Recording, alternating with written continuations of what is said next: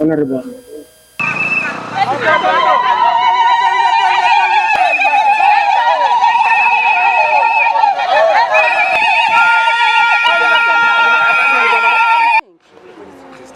Morning. Mr. Father, how are you? Okay. We okay?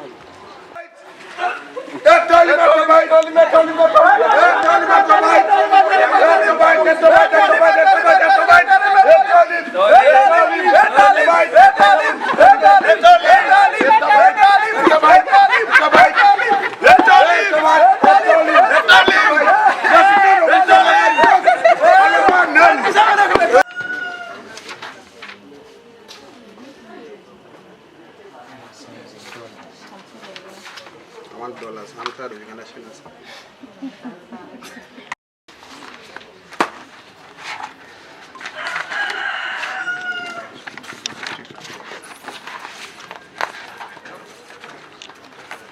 Tax regime which is unfriendly, which is locking out many out of business. Many businessmen have been locked out of business in Soroti City East, largely because of the tax regime. So we need reforms in that area specifically. We need reforms in the arena of politics, in the arena of budget location. For example, we are still operating on a municipality budget, about 19 billion, yet now it is a city. And the whole city in Soroti City East, the major infrastructure development is in Soroti City East. And that be the case, we need to have a conversation around budget allocation which can grow a city with proper infrastructure, water, electricity. And this cannot be done through charity. No individual can do this as charity. We need to do this as a government, as members of parliament. We need to allocate more resources to the people of Soroti is to begin to enjoy a befitting life, a life which can be enjoyed, a welfare life. And so these are issues of economic but also social. We also are looking at poor service delivery. How can we fail just to manage a simple thing like garbage? A garbage issue is not a problem of the local government. As much as there are issues of oversight, we must agree that garbage can be handled at the national level through strategy, through policy reform, our reform on management of garbage. There's a whole review that is required. And so we need to review and make sure that we have a proper policy. How do we manage our garbage? How do we invite private sector holders? How do we make individuals accountable and increase also budget allocation for garbage and waste management? And then there's other services like health. We cannot continue buying ambulances as members of parliament.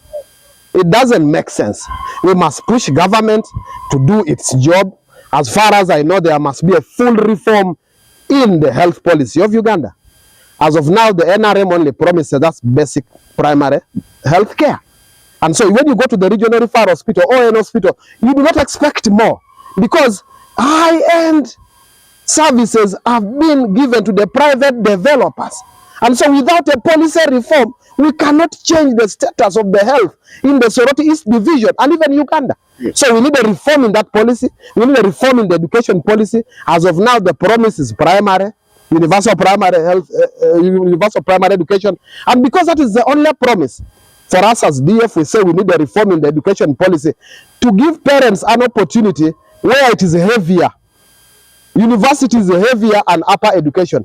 Government should then take the heavier side and allow the city dwellers, allow people to have an equal opportunity. This is why our theme of economic and social justice is about equalizing opportunities. Instead of trying to stop individuals from flourishing, we can use the legal policy and institutional framework reform to champion a better life. And then lastly, on the question of land, Soroti City East has two issues on land. One, we have the urban belt, which largely is leased land. We also have the rural city. There's a rural city and the urban city. Now, customary land is in the rural city. How do we protect the land rights of those that are in the rural city?